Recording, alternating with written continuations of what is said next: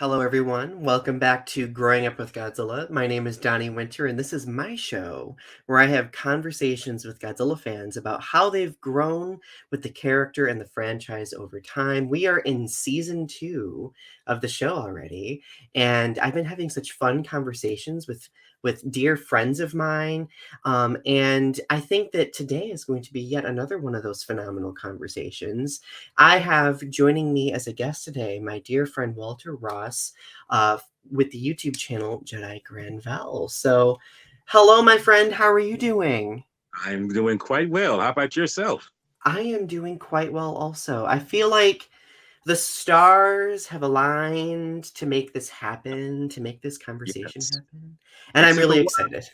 Yes, I took a while, but you know what? I feel like it's worth the wait, certain things. Right. I really like to begin by reflecting when I've met people, especially, and we've kind of like adjacently met through G Fest in the past, Mhm. but we've met for sure at this past G Fest during Yes. 2022, which was such a cool experience. I know I was nerding out, like I was like tickled pink. I was just like, oh my God, Walter, I finally get to As you meet. should. And the ironic thing is, the one year that you did come to G Fest, you were there and I was there, but our our paths did not interline. That's what was so crazy, and that just shows how big it was. But it's like he was there and I was there. It's like, how come we never met, right then and there? And I do meet the people that I've met on Facebook, but it's like we didn't meet then, it was crazy. So it's like, and I saw the pictures who you was taking with different people. It's like, no, I didn't get to meet Donnie. It's crazy, it's like, but I realized eventually our paths would cross eventually. Oh yeah, yeah. Well, and the thing is, like, I don't think a lot of people know this, but G Fest is very hectic. Like when you get there, like you're encountering a bunch of people, you're selecting panels to go to, there's after parties, like karaoke, so many things. So like when you can like finally like steal a moment with someone, it's like very wholesome. And I'm glad that we did get to have a couple of conversational moments this past G Fest. So, and there will be many more, I have no doubt, in the future. Obviously, with this show, I I love bugging people about their like history Okay. with with Godzilla. So, how were you first introduced to Godzilla? All the way from the beginning. Okay. Well, well, we have to go back in time to a little known time known as the 70s. And that shows how old I am. I'm up there. But it was basically the year of 75 when I come to be introduced to him. And it was by my brother who introduced to him by way of, and I have it right here, a copy of Famous Monsters of Filmland. This is not the original one that he bought, but he bought one just randomly. And by chance, I looked in this magazine, and I'm the one who was pretty much got a hold of it, and it just starstruck me. Sorry, little there. Yeah, Uh, you're good. but no, I was introduced way by that magazine, and it just happened to show this 100-page article of all things Japanese monsters, and Godzilla was the one that happens to stand out the most. And it was just like, okay, it's like, and see, I have just a incredible irradiated imagination anyway. So adding something like that to my imagination was just like, okay, it's just like, oh wow, this is just locked in for me. And in time, it just started that momentum of who it was and who to be, and everything. It started to build up steam because it's kind of ironic as time progressed until I saw my first Godzilla film. I saw these little bits and pieces of film of him in little shorts and whatnot, because we didn't have the internet back then, of course. And it was just like, wow, my eyes were getting bigger and bigger, and that particular magazine was the catalyst to get my love for him started. And after that, once I saw my first Godzilla film, everything changed forever. I mean, just like with Star Trek or Star Wars, everything changed from then on, and it's like he's been in my heart for basically the past almost 50 years now, so, and it's still growing still to this day. I love that. It's interesting that you mentioned, like, the 70s and 80s, and for me in the 90s, like, because like, the internet wasn't, like, largely prevalent, and, like, any tiny morsel of Godzilla we would get, we would, like, consume, and Yes. we would sit there and, like, wonder and pine for the rest of it and pine for more. And in a way, like, I feel like the ease of access to things now, like, has kind of removed that yearning that we used to get. That is, it's funny you say that. That's exactly how I feel, because as much as the internet is a great thing to a degree, it's kind of, you know, taking away that mystery almost. It's taking away that, kind of just that substance of just a little bit. And what we get is now so overabundance. It's like, okay, I mean, I love it, but it's like that mystery is kind of gone from that. It's kind of just kind of left the scene. Because I know Mm, when I was like you say, that little morsel of what we get, whether it be just a clip of, a little picture of, or even the films that you see, it's just like, oh wow, that was so incredible, that was so wonderful. But now, and like I say, it really started to build momentum in the '90s. I was getting more and more, seeing different films of his and whatnot, or even the others, and like I say, and then like I say, the internet wasn't available right now. It was still kind of in its mm, infancy. But once the '90s once the 2000s got started, then it started getting momentum. But after yeah, a while, yes, it started to kind of be like, okay, it's not as prevalent as it used to be. I mean, not what I'm saying is not it wasn't that you don't want it, but it's like, okay, this is too easy. It almost seemed like it's no challenge anymore. That's what it right. felt like at that time. No, you're totally right about that. I was actually thinking about this the other day because I was like, if child me existed now, Mhm. um, how would I feel about, like, the absolute constant exposure of things? Because, like, as an adult, I can't stop thinking about how as a child I had so much patience. Like, I could wait 5 years, but I would have my imagination to keep me engaged, Yes. and writing bad Godzilla fan fiction, to keep me engaged for that Right. period of time. But now I'm like, I don't have that patience. I don't think I'd be able to handle it. I would be raging. I'd be like, "I need it, and I need it now." Well, I think, and I think that's a good point you bring it up. Is the fact that we come from a different time zone in life, and I feel that we learned patience at that point. Mhm. And like you said before, like you, like me, we have such an incredible imagination that kind of helped us along the hurdles of those times. Now, as you say, if 5 years, 7-year-old me was here now in this time, yeah, it would be a different story because they wouldn't know what patience really is to a degree. And I think we learned patience back then, and I think that's what helped us get it over the hurdles to what we know and see and love now. Because yeah, I feel like we got all these things bombarded at us now. It's like I can't wait a year. I can't wait a month. I can't wait a week for this to come out. It's like, but back then it's like, yeah, as you say, I've actually had to wait like 10, 20 years for something to manifest itself. And it's like, wow, it was worth the wait. And it's like, that's the kind of thing we had to realize. We were those, as I say, those children of patience, those children of, just knowing that we can substitute our imagination for what's to come. But in time, it's like, okay, it'll come about. Right. No, 100% agree with you on that. I'm curious, what was your first Godzilla film? Well, I mean, well, if it hasn't been, if it hasn't been noticed by now, because I've been sharing this like crazy with different art and certain stills and everything, that would be Godzilla versus Megalon. And little tidbit: the simple fact is, where I'm at right now, this is the room that I saw it in with my brother, who I mentioned before, who bought the magazine for that particular, interested of me getting interested in Godzilla. We saw it in that fall, no, not fall, but spring of 70, I think it was 78, 77.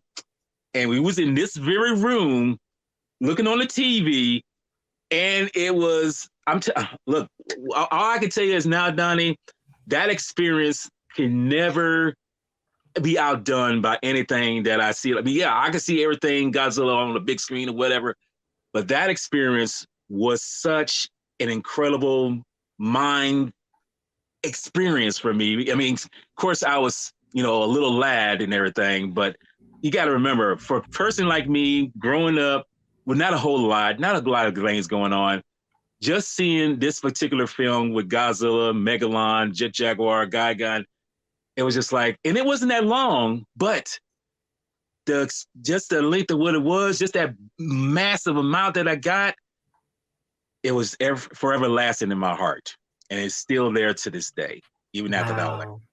yes. That's really powerful to be, like, in that space and to have, like, that nostalgia. Like, I know, like, periodically, I visit my family pretty frequently, and my parents have kept, like, my childhood bedroom, like, the same. Mm-hmm. Where I would write, like, all of my awkward Godzilla fanfics and, like, and watch, like, all those Godzilla movies. So, like, I get that same rush of nostalgia too, Yes. where it almost feels like a full circle moment where I'm in that same space again, and it doesn't feel like it's been 25 years ago. It feels like it's been just yesterday in some aspects.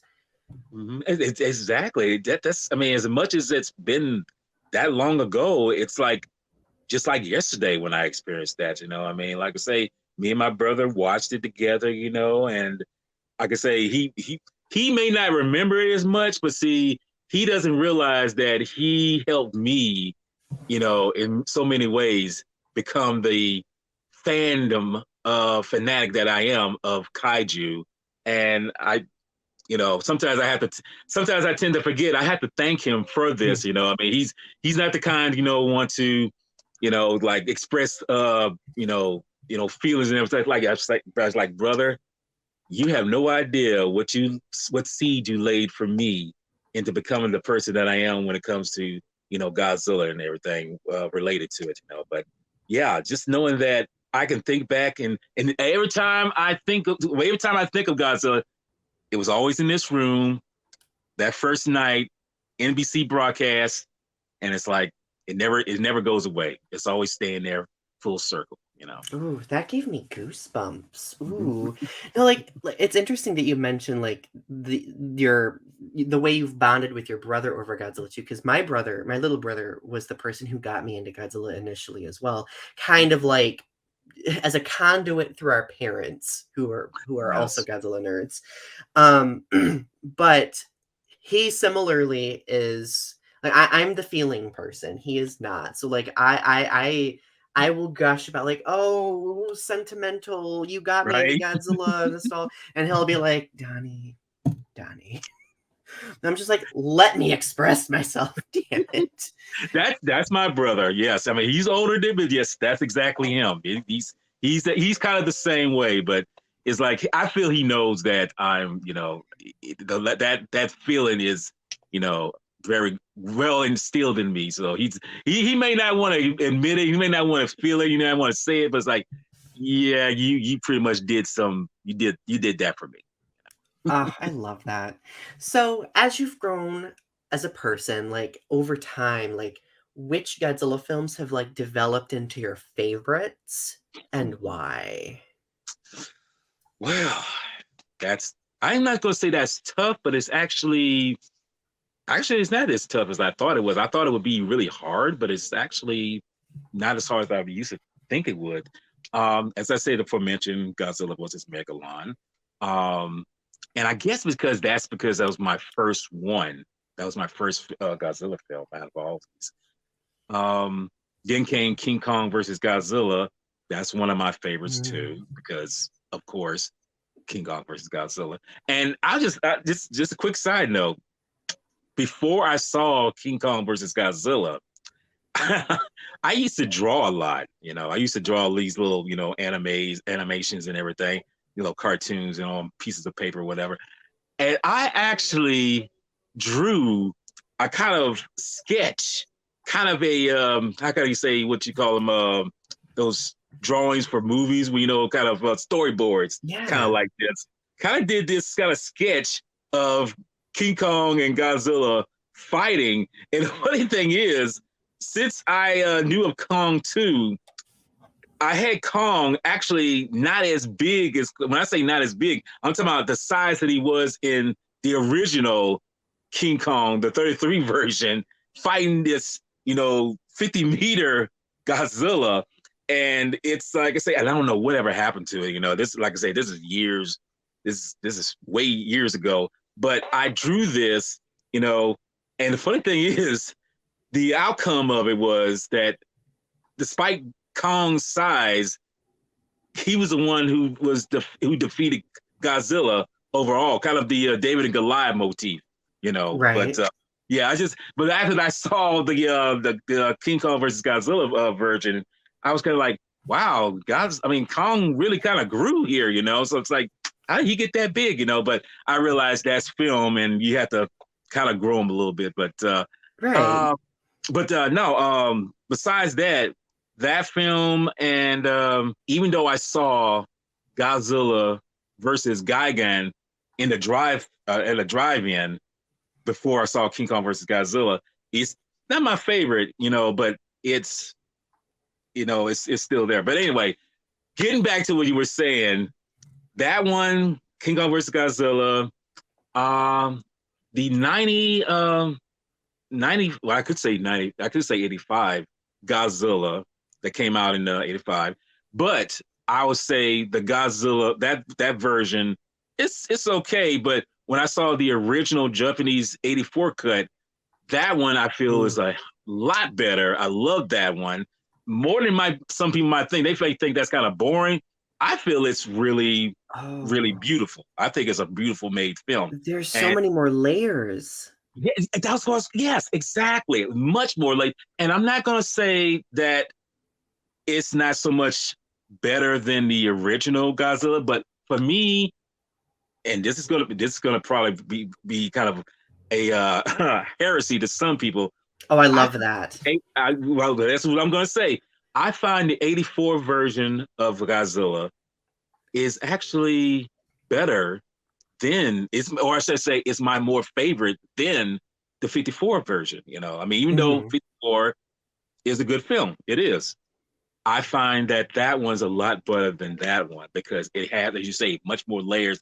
And the thing is, that film has a score that I think does not give credit. Oh. That score for that film is so powerful. It is, I guess because it was of the 80s, because the 80s back then, they really made scores. They really made the music to, Oh, yeah.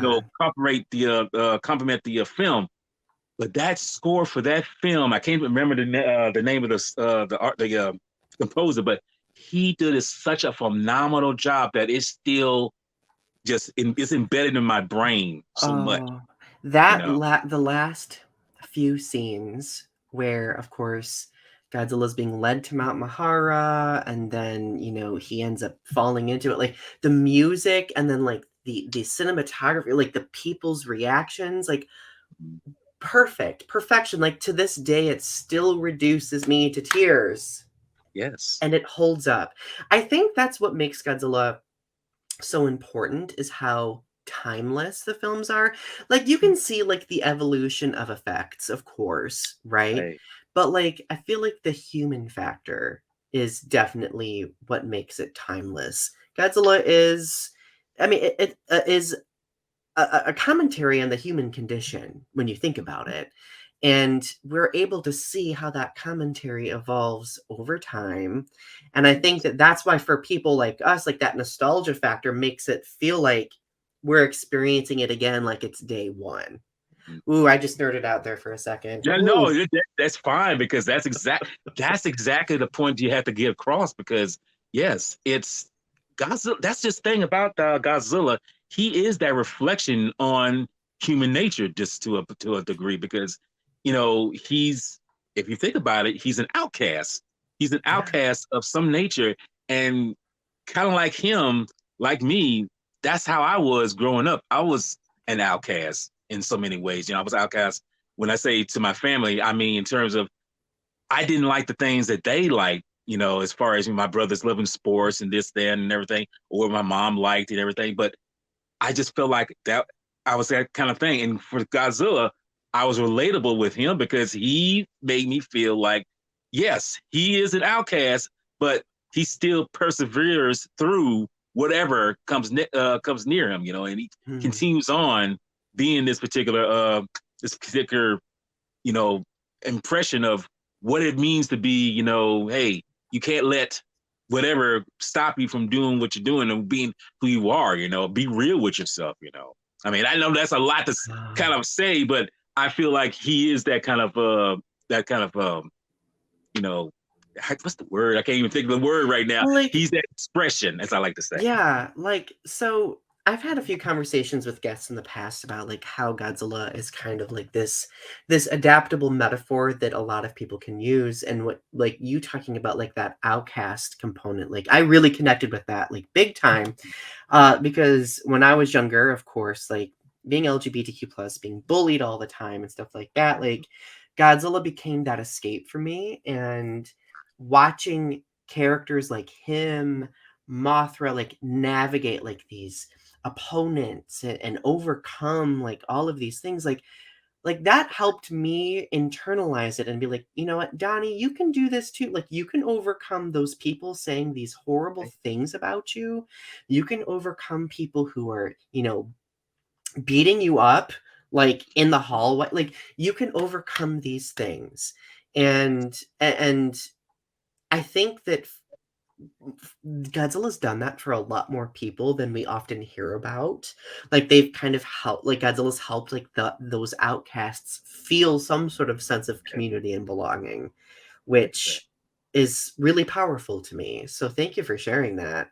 No, that's because that's the thing. That's the thing I wanted to bring out is the fact that, yeah, because one thing, and I've said this before, Godzilla, is a father figure because I didn't have that too. I didn't have a father in my life growing up, and Godzilla was a father figure, but I realized he was more than just that. He was somebody who, like I say, yeah, he could be big down, he could get blown up, he could get all these things. The thing is, you get back up and rise from where you were before. It's almost kind of like that Bob Marley song that I always think about. Where he says, "Get up, stand up for your right. Get up, stand up. Don't give up the fight." And that's Godzilla. Don't give up. Don't give up that fight. And I think Mm. and I've met many people when I've gone to G Fest. That it's like they have told me stories about how they've persevered through certain things, and Godzilla was the thing that helped them, overcome certain adversities. And I realized that it's like, well, I guess I was never that alone because I always feel like I was alone when it came to, especially loving Godzilla. That I don't belong or anything like. But when I get to meet these individuals like yourself, I Mm. realize like, wow, I guess I never really was that alone. I guess I was never alone. I just that I had to meet these individuals and realize that, yes, Godzilla brings many people together and make them realize that, yay, Godzilla is much more than a man in a suit. He's much more than, a monster just breaking stuff down, beating stuff up, blowing stuff up.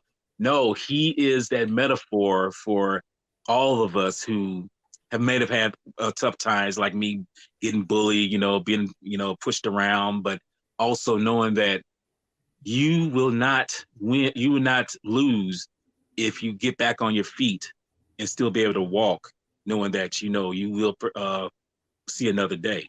You know. Ooh, ooh. No, I love that so much. That's really powerful to me. And I'm glad that like I'm not alone in that experience too, you know. So that's very validating.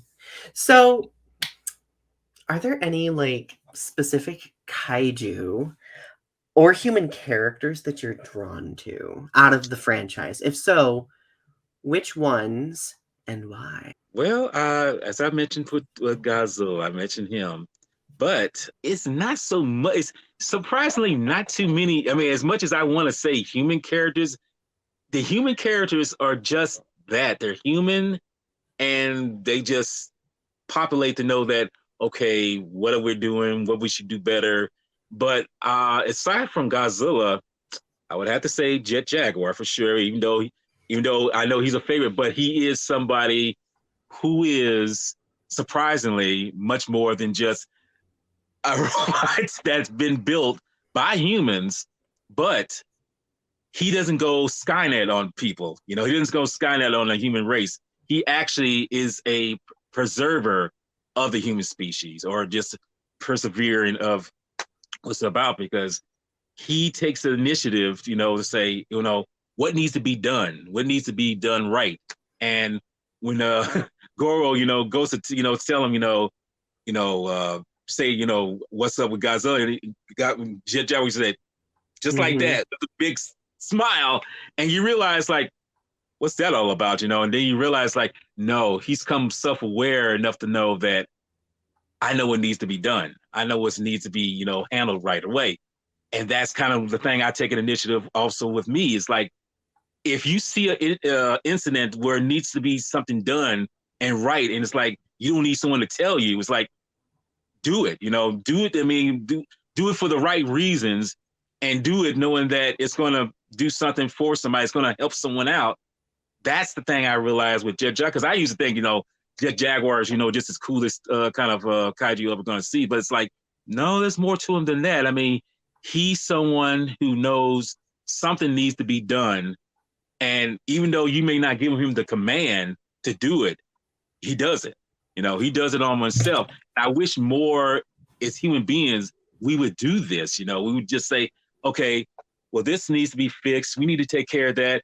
But I don't know. I don't know if we want to. It's like, just take the initiative and do it. Take the initiative and take action, and that's what he does. Jet Jaguar just snapped into a play with that. Wow, I'm kind of mind blown right now because I've never done I've never done a deep dive on Jet Jaguar before. Oh, Okay. I could do a deep dive on Mothra till Right. until the end of time. But I've never thought of that. Like Jet Jaguar does at a certain point in the film demonstrate a rebelliousness, but it's him developing self-awareness, right? Yes. And a sense of morality and doing what's right. And I don't really think that we hone in on that enough, as kaiju fans, when we're looking at that character, because we look at Godzilla versus Megalon and we're just like, oh, it's just Godzilla flies. Yeah. That's the takeaway. But no, really, this robot develops sentience and ends up saving the world as a result, being good representation for children at the same time, for creating a sense of responsibility and self-awareness. I absolutely love that. Yeah. I mean, just to kind of get you an idea of that, knowing that for me, in time, I'm such just a philosophical individual. I always, because I used to think, it's like, that's exactly what I was thinking when I was younger. I'm thinking like, he's just him, flies, or whoever, but in time, I try to break down what these creatures, what these kaijus really mean, what they really represent in terms of what they do, because it never occurred to me back then, that, okay, that's what he's doing. But it's like, no, he actually takes the initiative. He actually puts, foot to butt to be able to do something. And, he doesn't hesitate, don't hesitate to help out a situation that needs to be helped, and I feel like for him, or any kaiju, as I like to say, whether you say Mothra, how you just go into her, and just say what she represents, what you feel about. Yes, that's the thing, I mean, you see, that's the thing. When you see these things, that shows a person has a more, mental connection with these kaijus. And like I say, I like you, I can spitball all kinds of different things with, me, even Biolante, maybe even Space Godzilla, maybe even, Megaguirus, it's like, some representation of those things go beyond just what they are than what you might the average person might see and see. This shows right there. We are individuals who can see past the veil of what something is right in front of our face. We can see past what it is better than just what it is that's standing in front of us. Because, like I say, we can look at a person and say, okay, you know, but I mean, the average person can see, but it's like, what's really there? What is really, you know, clicking with that person? What's really clicking with that individual, you know? Right. And like I say, Jet Jaguar is just one of those creatures, just like Godzilla. There's more underlying layers about them that is there that we can see that, like I say, our average person finds invisible to them. But the thing is, we have the power to express and acknowledge that. And that's what I say I love about these kind of films. Is like I see things more clearly than any average person might see. You know, I love that. And it's interesting that you're mentioning this because like as a person, like I've kind of been shamed for analyzing like this because like sometimes people get really uncomfortable with it. They might be like, "Oh, well, I think you're delving too deep," or And the truth is what we take away from Godzilla is unique to us, right? So like if you and I sitting here can enjoy an in-depth analysis, we have every right to do that. If a person just wants to watch Godzilla for the battles and the escape, that's Right? totally fine too, right? I enjoy all of it, all of the above. All that. But the truth is, like, you learn more about people through the characters that they connect with. I learned Right. more about you, but I also learned more about Jet Jaguar that I had never even conceived of before Mm-hmm. through listening to how that character has had some sort of influence on you. So that I guess not to get all grand here, but this is really why I wanted to do this show because I wanted to create a safe space for people like us to talk, to learn Right. about one another, to really delve into these characters and our histories, our connections with them because they matter, right? They've They shaped do. us into who we are, Yes. and that Exactly. deserves to be celebrated. It does. That's the thing. I don't think we get. I mean, when I say not just us, but others who can see that particular light, it's like they don't get enough credit for that. You know, it doesn't because you just say the fact that some people get down shamed of about expressing that. It's like why? You know, I mean, yeah, I Hmm. mean, you say it's just a silly old rubber suited whatever, but if I'm able to see, you're able to see things that others can't, you shouldn't be afraid, which I know you're not afraid to tell or express that because it needs to be expressed. Because I know that even though the people who made these films may not have exactly just expressed that, somehow they were able to do something that they may have never expected to have happen. It's like, oh, it touched some of us in the heart and mind that there's more to it than just that. I can go into the details saying, if you watch the Matrix films, there's something in the underlining with them films. But the thing is, you would take almost a decade, maybe more, trying to understand it. But the thing is, as crazy as it sounds, these films, even though in their simplicity, there's something more grandiose, something more richer there that we'll never, I mean, some people will never know because they're not looking with their blind eye, as I like to say. When I say Right. blind eye, the blind eye that's actually seeing much more than what your physical eyes can see.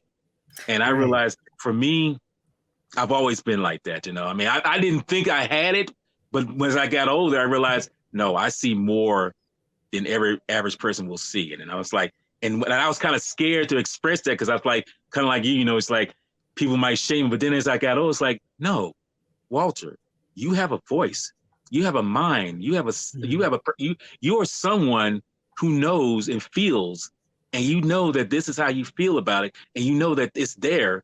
Express that, show that, because it needs to be told. This, I mean, it adds on to this, to what we love and what we share and what we cherish, as Yeah. G. Well, it builds community, and it's interesting, like, I do feel like that many people do have the capability of delving this deeply. It's all about comfort level, though, like, because That's true. and, I think a lot of people see these things, but they may not be comfortable in articulating them, or maybe, like, they could be afraid of being shamed for, like, Mothra being a significant influence on me with regard to being a symbol of self-sacrifice, for example, right? At one point in time, I used to be like, I don't want people to think that I love this giant, beautiful Mothra, but then I grew out of that because, like Mhm. you, I discovered that I do have a voice and that, Amen.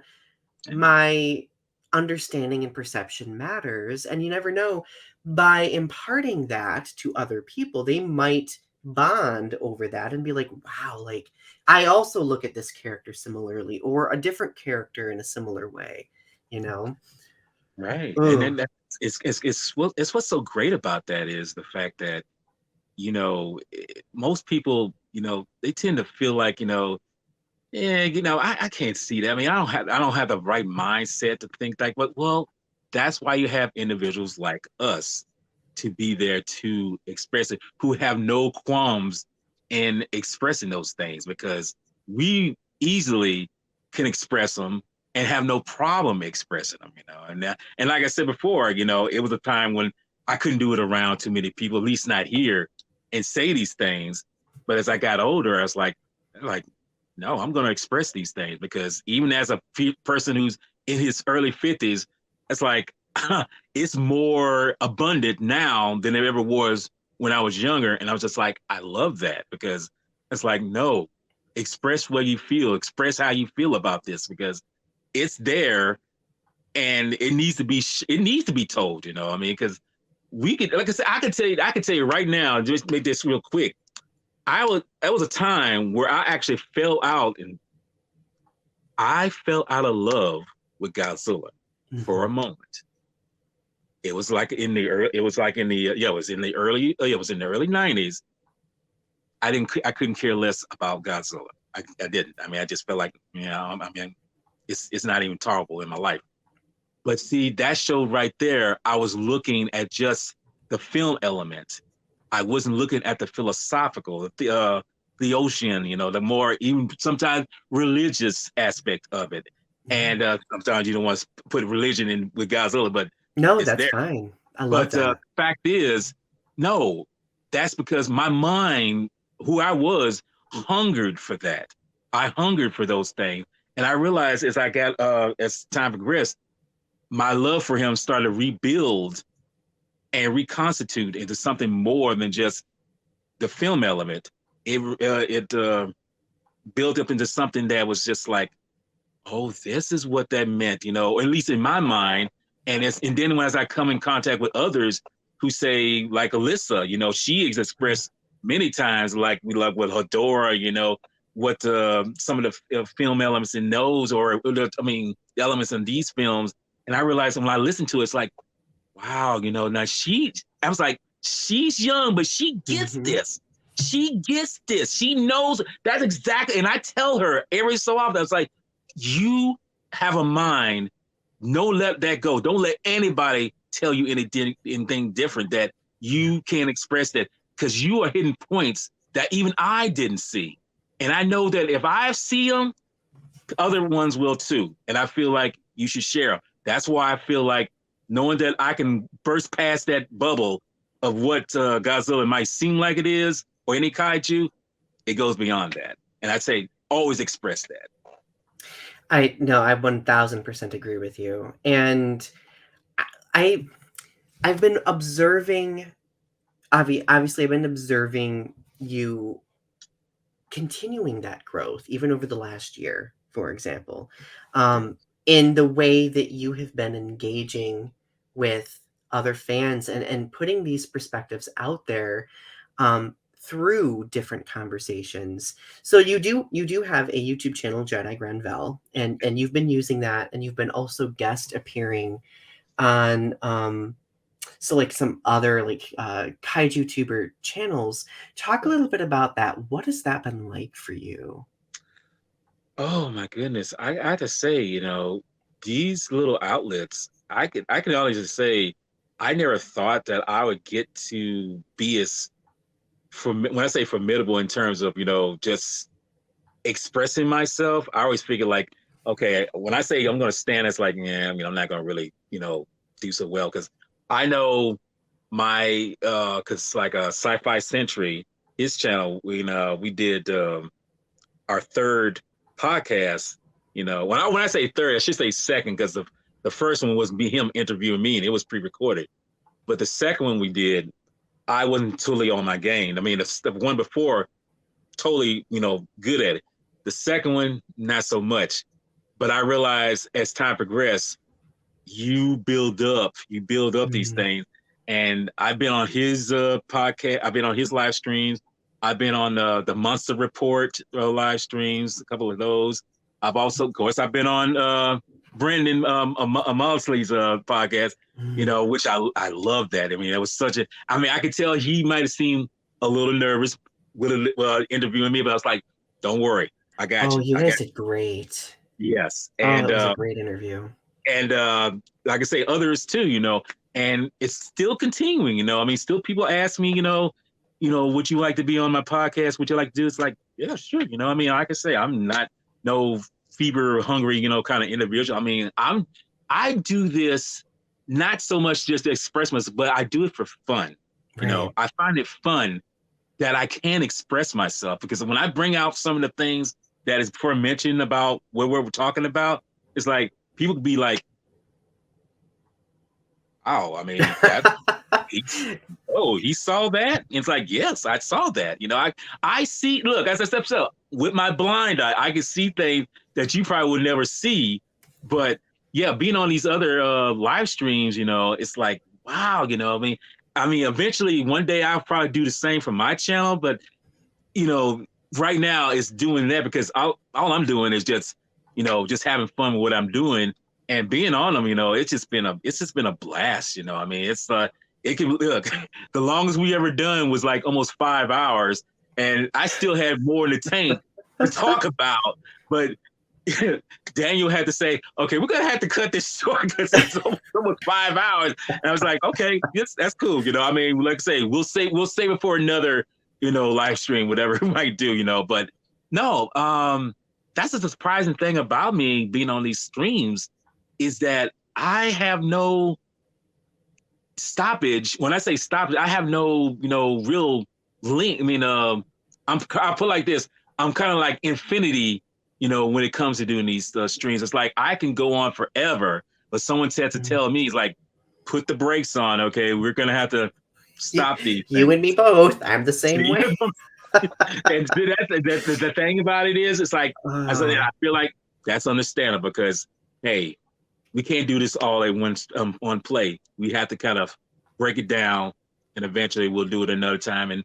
And I will, and like I say, I'll still have more to talk about because it's everlasting with me when it comes to expressing myself. I always was nervous to do these mhm. things at first, but that's 2 years going running, and I was like, I don't see myself ever anytime soon getting nervous doing it again.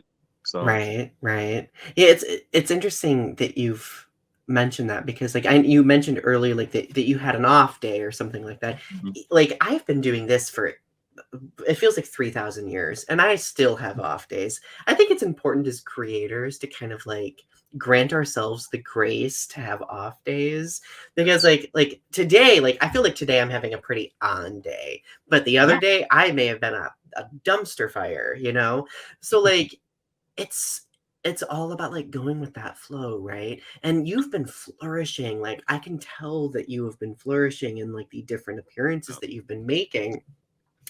And, similarly, I've had a similar evolution with being nervous at first, then, starting to get more invitations from people, to join, right? Huge compliment too, by the way. Like, I don't know about you, but it's very I'm like, "Oh, people want me, ooh." I know Um, that's kind of yes, exactly. but then again, I do think that, like, I try to aspire toward building community, and I know you do the same thing. And I think that with the way we look at Godzilla and these characters, we are able to create conversation that's wholesome. And I think that's such a very powerful tool to have. And again, something else to be celebrated, right? Very. So, Yes. Extremely okay, I would be remiss if I didn't ask this question. good. Collecting. How far does your love of collecting go? Like, what do you, are there any specific Godzilla things that you collect specifically? Well, for me specifically, it's well, it's not figures. I mean, even though I have this little guy right here. Oh, I got this, but I got him in the other Godzilla versus Megalon posse. So I figure like get him, and that'll be the only figures that I have of them.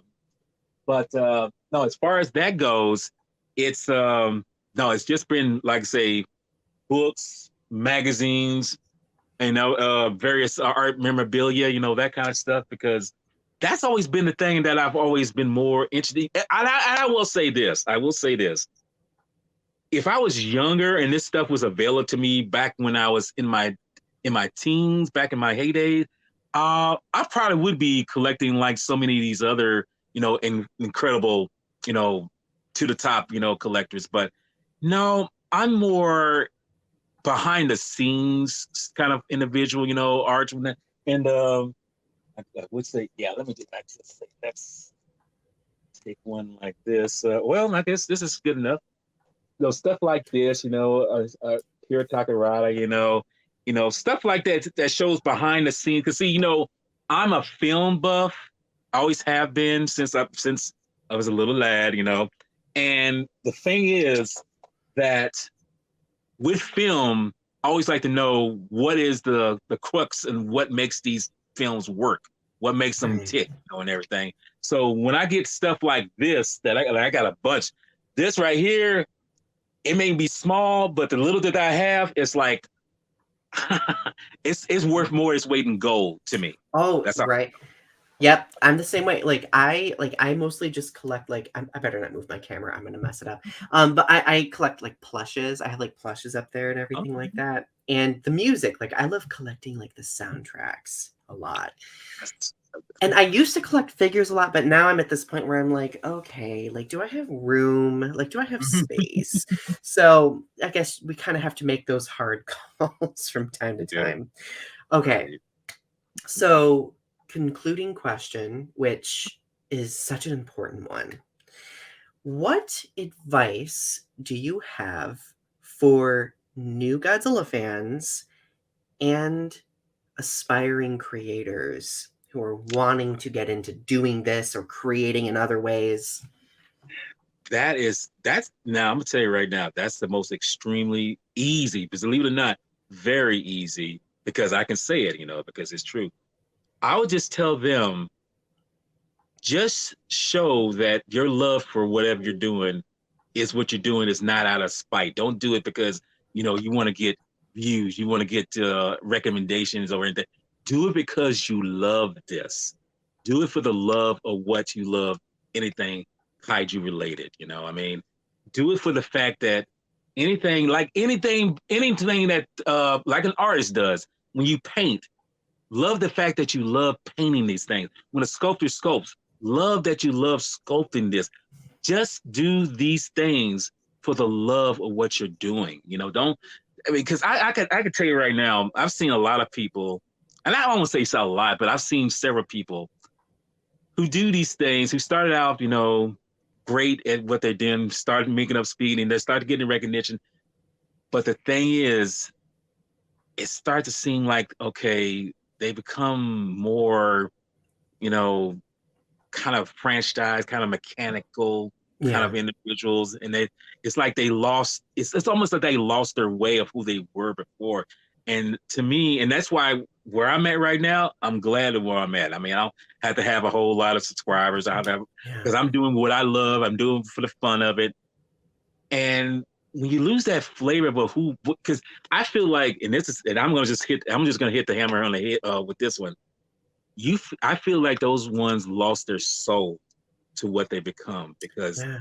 what they were before, they were so innocent, they were so loving this, they were so joyful with what they were, but now it's become more it's kind of like work, it's kind of like it has to be done Like because a that's what someone else. competition. Yes, Yeah. exactly. It's like it has to be done this way. It has to be, it's like, and it's like it's not fun anymore. And when you lose that fun, when you lose that joy, that becomes, like I say, it becomes a job. I mean, and look, I work, and I just like, okay, I mean, yeah, I work to do what I have to do, but it's like that's a job. But when I do something like this, when I that's like, this is fun, this is joyful, and this is what I love to get into.